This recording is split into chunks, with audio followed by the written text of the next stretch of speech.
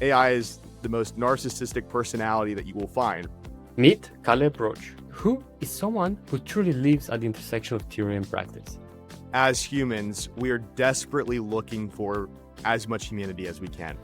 He's an assistant professor of marketing at Oklahoma Baptist University, teaching future leaders how to think strategically, communicate clearly, and make data work for them. And at the same time, he's the CEO of Club Creative, where those same principles turn into real-world outcomes. I've heard so many ChatGPT type scripts on TV. I've even seen large brands, and I can't say it's AI, but I would be confident to say a 99.9% chance it was AI.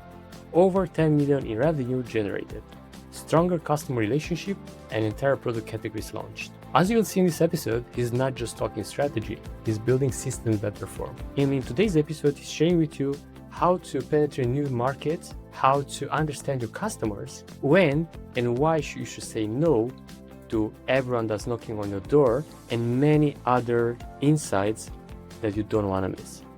Enjoy. Hey, thank you for tuning in. I'm your host, Gabe Marusca with Authority in the Wild, and these recordings are made for you, the listener. I wouldn't record more than 130 episodes if weren't someone out there tuning in every single week.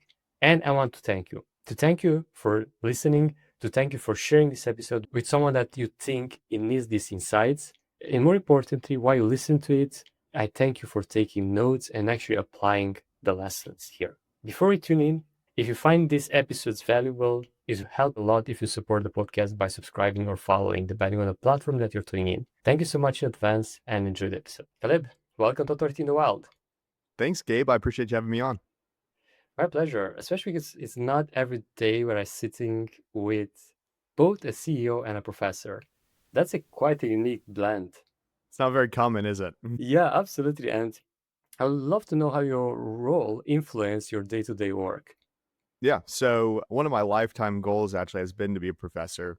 And so I had my master's degree, didn't have my doctorate yet, and an opportunity came up where to be a professor, obviously. And so I have this unique skill, right? Where I have one foot in what I call the boardroom and one foot in the classroom. So I'm able to take what students are seeing real time and actually get some insights about consumer behavior on Gen Z, right? Because most of the students are Gen Z. And on the flip side, I'm able to help them with strategies that they'll actually use in the workplace because I don't know educationally where you landed, but I didn't learn as much as I wanted to or should have in college for a marketing degree, right? So left college thinking that I was going to be the best marketer in the world, realized I knew nothing about marketing after college. And so on the classroom side, I'm able to take that to students. And in the boardroom side, right, I'm able to see what trends are happening in Gen Z, right? Then on the flip side, I'm getting some really creative ideas centered from students around how do we grow and build, systems and processes for students and for future marketers. So kind of a fun little balance between the two. Yeah, I love it, especially because indeed, as you mentioned, it's a unique blend. And it's interesting that often school doesn't prepare us truly for what's there in the real world. And you to have a foot in one place and one in another, it's so powerful because you can actually teach your students what's happening in the real world. And especially now with AI, all the playbooks are almost rewritten, right? So I'd love to see what you saw out there. Like what, for example, let's say the last couple of weeks, what changed in the marketing space that just a couple of months back was the norm? Yeah. So we've been having this conversation in a few of my classes, which I'll be interested in your take, right? Are you on social media? Yes. Do you consume like real content or video content on Instagram or TikTok? Yes, pretty much, but not a lot, I would say. Okay. So based on that, right? In the past 7 days, have you watched any video content? Yes, I do. Okay. So let me ask you this question. Do you remember any of the videos that you've seen in the past 7 days or any sort of what type of video content you saw? On social media, not particularly. Okay. So something we've been talking about in class, the reason I asked this is our behavior and our mindset around trends and what we're seeing content wise, we have become so consumed with content that our brains cannot keep up. And so something that we've been talking about in marketing for trends, our trends are no longer easy for us to follow. because in one sense, right, you talk about video content, and I think we can all remember a couple of years ago, a trend would happen and everyone would take that trend, right? Like trying to think like different dance trends, right? You'd see it once and then it would be everywhere. Now it's completely different because that doesn't happen as much. And on the flip side, those viral videos do not last as long, especially in our mind. And so something we've been talking about is trends are good for us to follow, but they really don't help us build that brand voice. And so something we've been talking through as students with the students is how do we build memorable experiences as brands within marketing, right? That tell that story. And for the US with Super Bowls, right?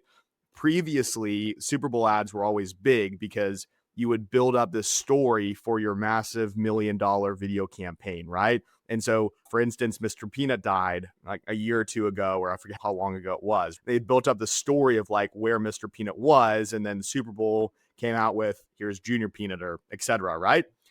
Now, with the way the consumer mind works, is it doesn't work, right? We launch a campaign that excites people about that ad.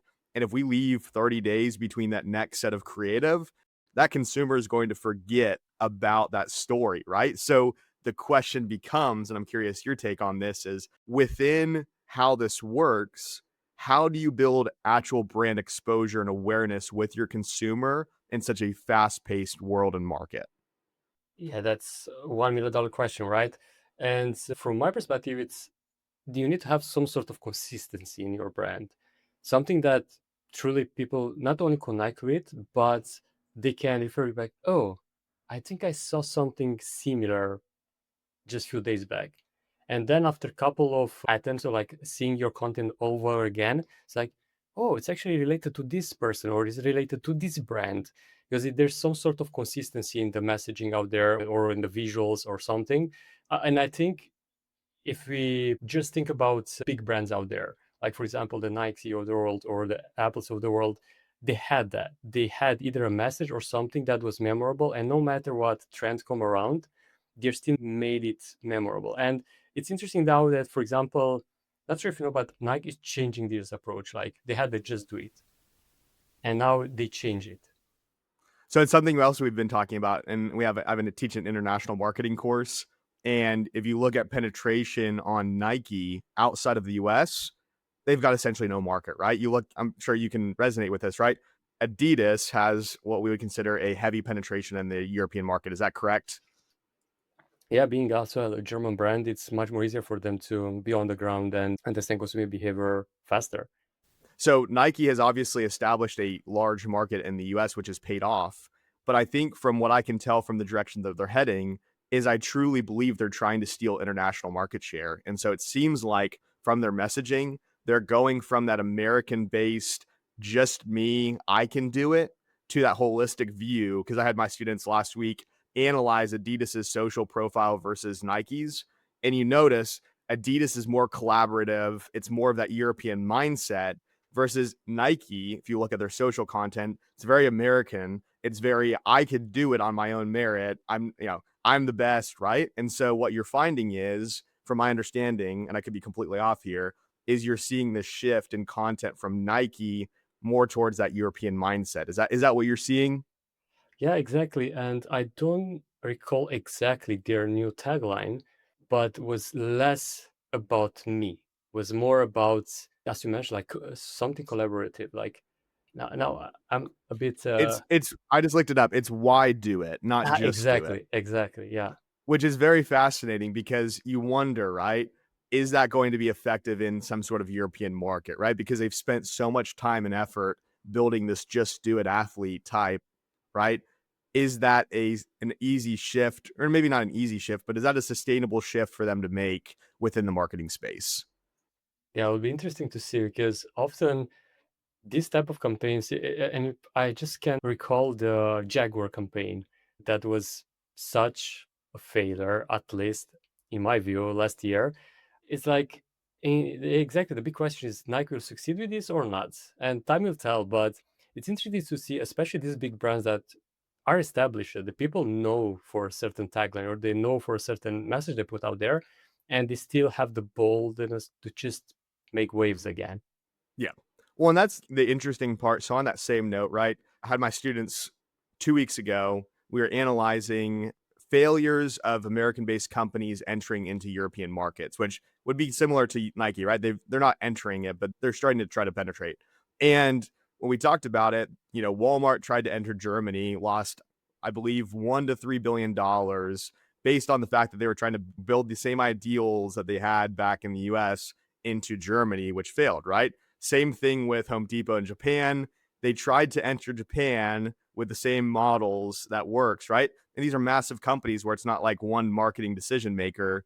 They probably have market research behind why they're doing it, and they're still not doing well. So I think this will be a really good test to understand Nike has the money, they have the brand power, domestically. Do they have the capabilities, and does this work on a large scale outside of domestic? And when shifts like this happens, when businesses try to enter new markets, what do you often see as mistakes they're making? So the number one mistake that I tell my students that most companies make when entering a new market, and we're talking outside of domestic, right? So US to South America, whatever. What happens is, especially if the company is based in North America, they have this bias that they are doing what they need to do well. And they are trying to have that country adopt what they are doing instead of adopting to what that country is doing. So, for instance, the best example is Walmart, which is a massive retailer in the United States, tried to enter Germany. And what they did was they tried to take the friendliness of Walmart, right? American ideals of you have a greeter at the front, everyone talks to you, everyone smiles. They do this chant for employees. They're very anti-union, right? The problem was they went into Germany, and Germany was the complete opposite, right? Germany thought it was really creepy that they had people at the front of the store saying hello. They thought it was weird that people would smile at them when they're shopping, right? They are very pro union. And at the other side, the workers thought it was a really weird cult that they were chanting. There's a video that I showed my students I would look up. They were literally chanting like Walmart, Walmart, Walmart, right? And so the interesting part is most companies, they try to take the same ideals that they have and adapt it into a culture. And instead of that, they need to think about how do we adopt this culture into our business model and integrate the two together. And from my perspective, that's not the only thing that makes it successful, but from one element, I think that's a key for success in some sort of new market, right? Yeah, and I think this is valid for so many type of businesses. It's not just, I don't know, a huge corporation trying to penetrate a new market, but even as individuals, if you have clients in different cultures, we need to take that into consideration. And I remember first time, like I used to have like clients just in Romania, and when I expand overseas, I was like, whoa, they react in such weird way, but it was just their culture. And after that, I become a nomad. And after like now 6.5 years on the road, I realized that people are so different at the end of the day, and culture are so different. So we need to adapt. Otherwise, it's so hard to make business with them. And yeah, like the smiling part, that's not truly common around Europe. But if you go to Asia, you just go to North America or to Latin America, it's so normal to see people smiling back at you, even on the streets at a stranger. And obviously not everywhere, but it's such a normal thing in other places. But in Europe, yeah, people will think, oh, is this weirdo like smiling back at me on the street? Exactly. Well, I think it's a really good example, right? Because what I tell people is, yeah, it's great to think about these big market entries, right? Walmart or Nike going international. But to your point of even a personal brand or a smaller mid-sized regional brand, it doesn't matter if you're going across states or even in Europe, right? You go from Italy into Spain or something like that, right? It's a completely different culture. And so the really beneficial part and challenging part as marketers is we have so much accessibility to enter markets at this point, right? In this very moment, within 5 minutes, I could place an ad in Europe, probably in your area, right? And get something to launch. And I could use translation apps and get a creative out there, right? Which is great because speed to market is very easy. The problem is it's difficult for us to actually understand what that culture wants without doing extensive research. And I think we've gotten so ingrained to let's do something, let's activate very quickly instead of, hey, let's take a step back and be very strategic, even if it's a small market or a small shift that we're doing. Let's take a step back and think about what are those values and cultures that we need to be understanding before we push that message out. Because I think that that pause before we activate will make a campaign much more successful. 100%. And what do you think about the approach of using, let's say, AI tools like deep research from ChatGPT or Perplexity or Gemini to do that research for you to understand a new culture? Do you believe that's accurate, or these tools are still biased? I think there's still a little bit of level of bias between those, but I think it's the best that we've got so far, right? Because most companies do not have the resources, unless you're Walmart, to go over to a different market, right, and do extensive research. That takes quite a lot of resources. And so, from my perspective, if you have to be scrappy or you get creative, I think it's a great stepping stone to say, hey, let's set a baseline strategy and use Perplexity or Gemini or ChatGPT to really understand that market, and then let's use that to inform our initial strategy and either do some testing or to talk to some locals in the area or even to do a trip out there and experience like what is this culture versus what ChatGPT is, because ChatGPT can't get that full culture, right? Like it understands some of the ties, but it might not get all of the deep roots that most locals understand. And so that's where I think from a perspective of it's the best that you have, but I don't think you should just go, all right, ChatGPT, I had a conversation with it, I prompted it a little bit. Now I know this market, I'm going to launch, right? I think there's one more layer outside of that. Yeah, I agree because nothing beats face-to-face interactions and truly immersing yourself in a culture. And I will argue that you should do that for a long period of time, like at least a couple of months to truly understand the dynamics. Because often, like for example, if I stay in one place for 1 or 2 months, it's often not enough to understand how that culture behaves, how they react to certain things, and so on. Not to mention there are like small details, and especially when it comes to communication. Like if you use certain, let's say, words that probably in North America works really well, and you use the same one, like your example in Germany, that won't work. Like they'll just like close that ad or like scroll past. Yeah, 100%. And that's the thing, right? And that's why I think I've been testing my students to say, hey, use AI to understand. Like I give them some case studies, right? The Walmart example, and I say, do your independent research and then pair it with ChatGPT or whatever AI function and see how accurate based on your research and maybe get some more in-depth insights. I think the biggest piece is, right, we've taken the creativity out of advertising. And I'm on a soapbox here, but I've heard so many ChatGPT type scripts on TV. I've even seen large brands. I can't say it's AI, but I would be confident to say a 99.9% chance that it was AI. I've heard TV commercials from big brands when they say navigating your financial future, right? And to me, I hear the word navigating, and that's like the number one word on ChatGPT. So again, maybe they came up with that on their own, but I think it's a big premise of we use these tools to do no work. And instead of it, it should be used to inform what we do and give us more creativity so that we can launch a more creative campaign, right? And so obviously there's a balance there, but what's your thoughts on the AI side with doing research entering markets? Yeah, I'm on the same page with you. And I'll add the fact that, for example, when I research something using these tools, I always ask myself, like, is this true? And sometimes I throw that back at the tool itself. Like, are you sure what you just spit out there, it's real? Or, and obviously the nice part is that you get the links they use to do that research. So you kind of can double check the sources. If it's Reddit, for example, I was like, all right. But not is not that often the case now right now because they don't use Reddit anymore, especially ChatGPT to do the research. But in the past was like most sources was Reddit. I was like, how that can be accurate then? Because it's just people throwing stuff out there.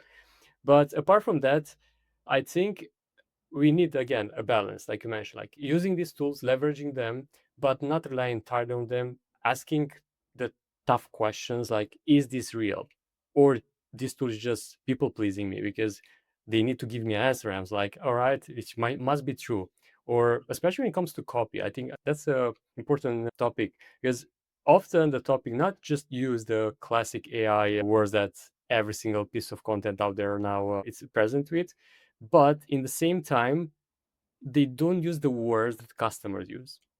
And I think this is the probably the most important one because if your actual words that your customers use or your audience are not present in your copy or in your content, they won't resonate with it. It will just be like blunt, no won't have a piece of humanity in that content. And then it's just something that people won't read, won't buy, and won't take action. And that's why I did that part that you mentioned, to actually go out there, like talk to people, take notes, actually words that people use, and use that in the copy. It's so underrated. I know it's manual work, but it's the work that stands the test of time, because often people kind of follow the same behaviors when they make purchases. Of course, that might change a bit in the future, but still, if they express, let's say, a challenge, a problem, a pain in a certain way, if you use exact the same words, they'll immediately find themselves in that. And I see that all the time with my clients, for example. People messaging clients saying, "You speak so directly to myself. I'm going through exact same experience that you described," because it used those words. And I think that's the humanity in marketing. We need to still use it if we want to be relevant.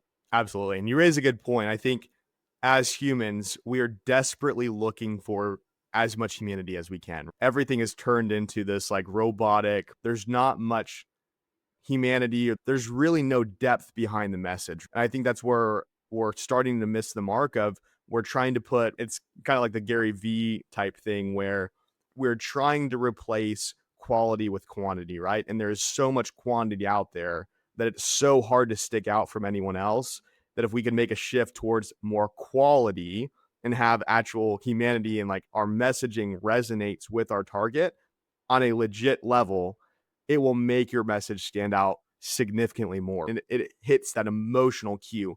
I always make the joke with AI. AI is the most narcissistic personality that you will find, right? Because I saw a tweet the other day and it said someone posted and they were prompting and they said, "Man, it's a beautiful sunny day." And ChatGPT goes, "It is such a perfect day." And then they respond back and go, "No, it's actually not. It's raining and it's terrible." And it goes, "Oh yeah, you're right. This is such a terrible day." And so AI tries to model you, right? And it's a good and bad thing, but if we allow it just to dictate, right, we have to put some responses back or build humanity in there. And so it's one of my favorite jokes to say because it's like it's so true. You can say, "I'm the greatest person in the world," and it's like, "Oh yeah, you are." And then you say, "Well, I'm actually not." "Well, yeah, you're probably not, but." And so it enables us to think that we have these creative ideas.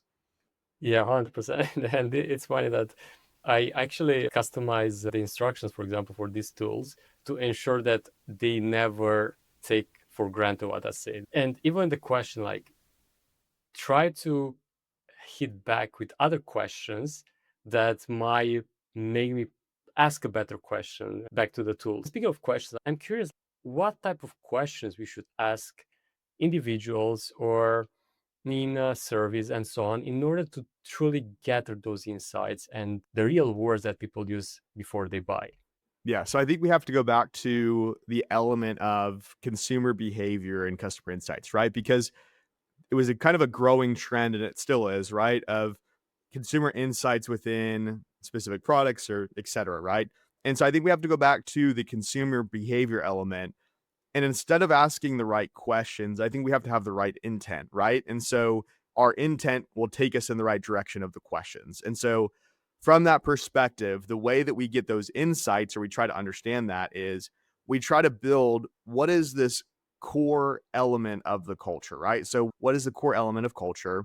What is the main need that my buyer is experiencing? Not what they want to experience, but what they are experiencing, and what's their biggest pain point that they're willing to be honest. And I think if I were to say, "Gabe, in your business, right, what's your biggest pain point?" You're probably going to give me an answer. But if we're being honest here and you asked me the same question, I don't think we're going to be really honest fully, right? There's things in our head that we're like, "Well, this is a pain point, so I'm going to say this, but this one's a little bit bigger and I don't really want people to know it," right? And so if we directly ask people what their pain point is or what their biggest need, there's too much in there that doesn't give us the fully honest answer. And so if we can walk backwards and start building a story and understand, for example, right, we talk about a business, what's the biggest pain point? Instead of me saying, "What's your biggest pain point?" we start stepping backwards and we say, "All right, tell me your story," right? Tell me the story of how you created your business and what things have you encountered throughout your business that have been really good things, right? And then we step back and we go, "Okay, on the flip side, what are your biggest obstacles that you've encountered," right? And then what we do is we start shaping your story plus the good things that have happened and the obstacles to inform what questions. So you might say, well, I moved from Romania to X and I saw this different shift in culture. I can ask the question, what was the biggest shift in culture that you saw? And how did that truly affect your business? Right. And then we start uncovering more in depth understanding of what problems or what needs we have to then inform the questions. And so we feel like we're building this relationship. We're getting these insights from the customer, from the person that allow for us to have more in depth conversations where they feel comfortable sharing the actual real story of what they're experiencing. Does that make sense?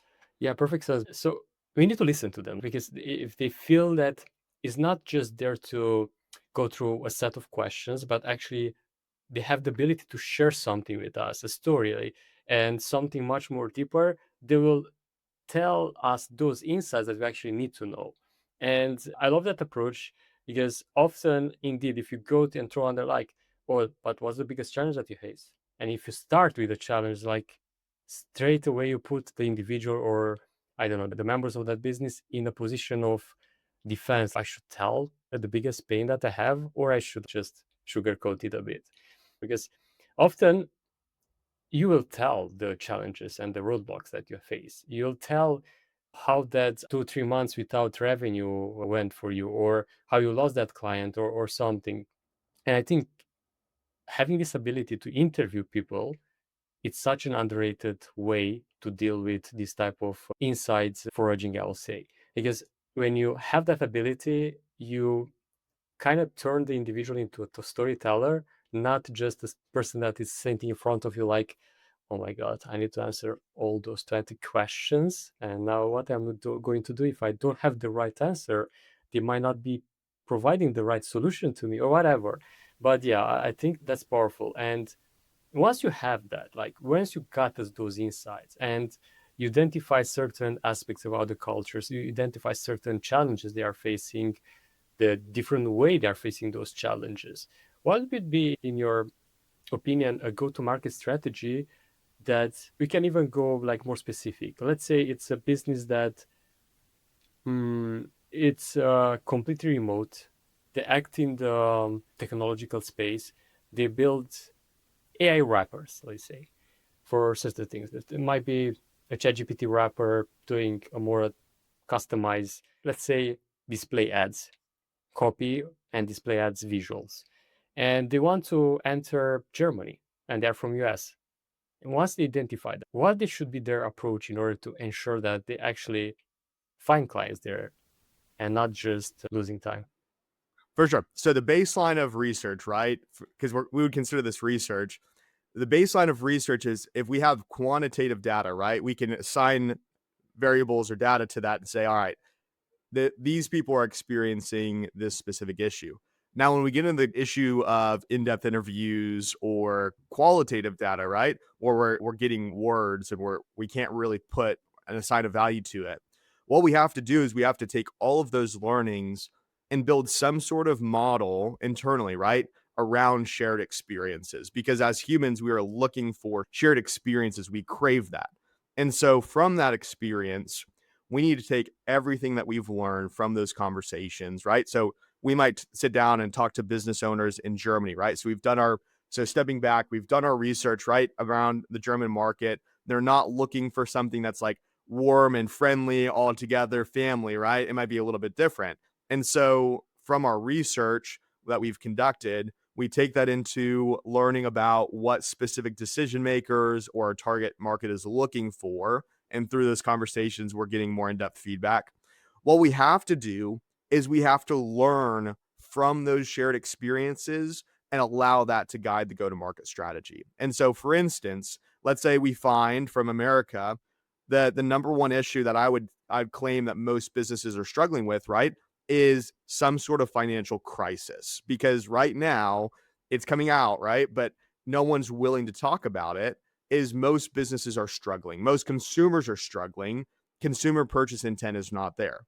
And so if we're an American-based company currently right now, our biggest focus might be winning on price, right? Winning on price and having the most benefits and features.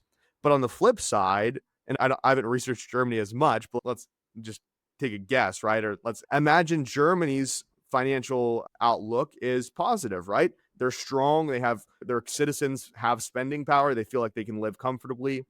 They might not be looking for that value add of the cheapest price with the most benefits. They might be looking for the best balance between benefits and price, right? They want a high quality service and not overpay, but they really don't care about the cheapest service as well.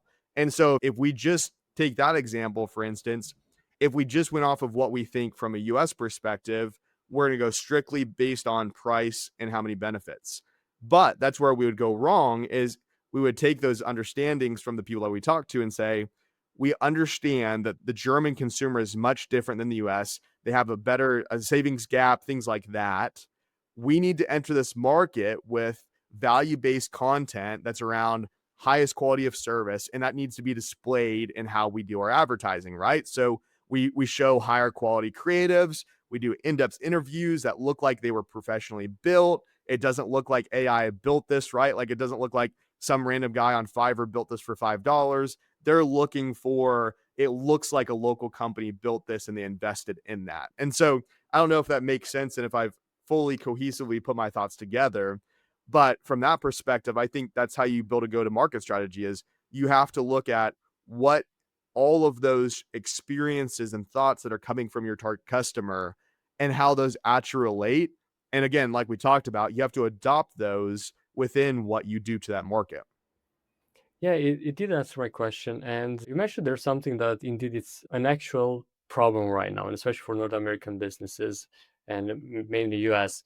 And on that note, how people should prepare if they are a business owner that are currently struggling to find clients and they see the economic taking this path now right now and like how they should behave apart from the things that you just mentioned in order to survive this. Yeah. So what we're finding, and again, there's no single framework for how to survive because I think I'm still trying to figure out how do we help our clients survive, right?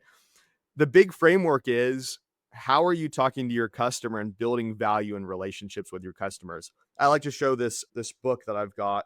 It's called The New Rules of Marketing, and this was back in the 90s, right? And so one of the most interesting facets of this is there's a bunch of different chapters, but one of the most interesting things is chapter 6 is popcorn, peanuts, and database. Database marketing is the fastest growing marketing investing in North America, right? This was back in the early 2000s. We're 20 years later, and where is the best return on dollars? When we have customers in our database that we are continually talking to and building a relationship.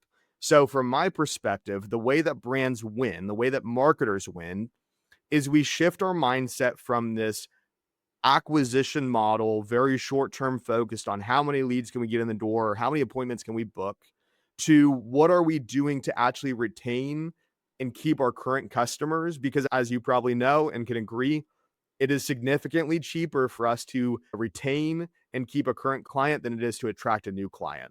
And so, from my perspective, we as brands, as marketers, need to focus on two things. One, how do we increase our value that we're providing from a service level, right? Whatever we sell, what are we doing to enhance or increase the value of that product without raising the price or maybe raising the price, but having incremental benefits? And on the flip side, how are we truly solving problems for that consumer that is going to get them to spend their hard-earned money or their last dollar to buy that product, right? Because what we're experiencing is a lack of leads across the board everywhere, right? Most marketers that I'm talking to, and I'm generalizing here, I'm not saying it's doom and gloom for literally every business, but what I'm finding is the people that I talk to is ad inflation is real, right? Inflation in general is creeping up, but what we're finding is cost per acquisition is actually going up because of inflation, right? More brands are making more money, so they're investing more into their acquisition, right? And so what you're finding is costs continue to increase, and most businesses cannot keep up with that because what happens as our costs increase, we have to pass that off to our customer. And if the customer is already tapped out from a financial element, they cannot continue to keep spending more and more, right? And that's relative. But what I tell people is if we can focus on reducing our budgets that we're spending on acquisition and reinvest that into some sort of retention model and benefiting our customers, how much more would that dramatically shift our business, right? If you, instead of spending $100 to acquire a new customer, what if you took $25 to $50 to invest in your current customers, to send them a gift, send them a card, whatever that looks like to build that relationship? How much more valuable is that to your business? Yeah, I love that because retention is unsexy topic because everyone talks about I'll get X amount of leads in your door. I don't know, flood yourself with calls and so on. But no one talks about, all right, but how about those clients that you currently serve? How do you make their life easier? How do you can help them more and so on? And often it are small things like you said, like a gift or something, or often to just increase the onboarding experience of that customer or ensure after they are like up and running with their business to truly have often conversation with them and see what other challenges they are facing, what from everything that you're doing there doesn't work, and you can turn that into a value add service to what you already offer and so on. So I think this indeed can be a super easy to implement in theory strategy to survive in such economic challenging times. But on top of that, even looking at operations, like if, for example, you take care of your operations and you are able to provide results faster and so on, that will ultimately allow you to help further that client with something else because they're like, oh, you over deliver. That's amazing. And that's what's interesting is I can't take credit for this. I heard this from another podcast, so I can't quote who I heard it from because I want to say it was Gary Vaynerchuk that might have said this. But have you heard of the Red Napkin Theory in marketing? No. Okay, so the Red Napkin Theory in marketing is, I'll give you an example, right? You have a local restaurant in your local market, right? And so the question is, we know traditionally speaking within restaurants, right? If you give someone 2 to 3 good experiences at a restaurant, there is a higher likelihood that they will become reoccurring customers and come back after that second or third good experience, right? But that takes a lot to build 2 to 3 really incredible experiences for them to want to come back, right?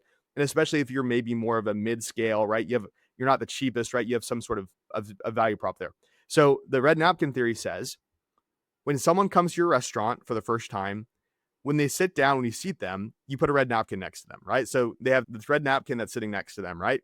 And what that red napkin does is it indicates that this is their first experience. So the wait staff know we're going to be very highly intentional with our people, right? We're going to make sure that they have a great experience. And that also indicates that after the meal comes out, the chef is going to come out to that red napkin and say, "Hey, sir, ma'am, how was your experience?" Right? Was the food good? Right? Now there's some sort of personal connection. So as they're leaving, they've built that one connection. As they're leaving, the server hands them a little card and it says, "Thank you so much for coming and trying our restaurant.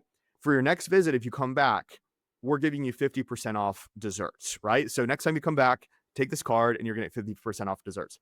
What that does is that signals when that person comes back, when they show you that card, that means that's their second time. So we still have to be highly intentional. What that does is we don't build a fake or non genuine experience because what our goal with that is we treat all of our customers with that level. But at the end of the day, what that does is it builds a very unique and positive experience for that customer without us having to do all of these massive, crazy things. And so it's such a simple concept, but I love it because what it does is it shows you if you can start the relationship off well and build that into your culture of serving people well, that is going to translate into a very powerful culture of the consumer always wanting to come back and reinvesting in you. I love that example. And speaking of examples, because I'm a true believer that we often learn more from mistakes. When it comes to the flip side of things, what do you see businesses do in order to kind of destroy the relationship with the customer from the beginning? Yeah, so seeing this a lot, right? So what happens is most brands, they have this idea of what they want to deliver, right? So they have a product that they're wanting to deliver. And the problem being, we're not usually honest with ourselves and with our customers about what the limits of that experience are. And so what I find, right, and it's the growing trend within the marketing space in North America, and I think outside of North America, but what I'm finding locally is these marketers or brands that are coming in and telling business owners, I can guarantee you X amount of leads per month, right? And that's all they say, right? They say, I can guarantee you X amount of leads. I promise money back guarantee, right? I think we've all heard that. Have you heard that Oh before? yeah, I never believe it. And you know what's amazing is the amount of business owners in the US that fall for that, right? Because they say what happens is there's some psychological tick that says, well, if they can promise that and they've given me a money back guarantee, obviously there is an element of honesty behind that, so I'm going to deliver, right? What happens traditionally speaking from what you've heard when that company does not deliver on the leads that come in? Yeah, more often than none, and they have hidden terms when they return the money and so on, and they're like, oh, but you didn't execute from your side that part, or you didn't, if it's online course that promise you that, oh, but you didn't watch all the videos that are like 900 hours videos there. So what that does is it builds lack of trust across the industry in a whole, right? So now that experience that they've had translates into any marketing agency that they talk to now moving forward, right? Because now they don't trust anything that you say. And so in a similar token, brands are doing a similar model, right? I have a perfect example of a restaurant that we go to. We've gone to this restaurant for 3 years, right? Been a loyal customer. I've been there for probably, I don't know, probably 3 years, right? And I used to go every week. My frequency changes, but it's one of my favorite places to work. Got to know the wait staff, right? From that experience, every time I would sit down, if I had someone that I interacted with before, I love iced tea, unsweet iced tea with lemon. They would, as I sat down, if they would see me come in, they would bring me an unsweet iced tea immediately and ask me, do you want chips and salsa or chips, whatever, right? And they knew that. And so for me, that was an incredible experience. I'm having this very positive experience where I feel like this restaurant cares about me. Cut and take, probably 6 months later, it was already kind of an expensive restaurant, but it was kind of a splurge.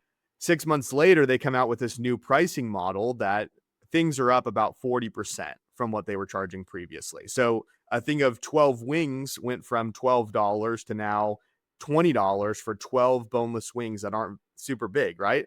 And so you'd expect the value to go up. And so I show up, menus changed. I sit down, and most of the staff that was there was no longer there. And so we sit down, and it takes me 10 minutes for the server to come talk to me. It takes another 5 minutes to get my drink. It takes 40 minutes to get our food, right?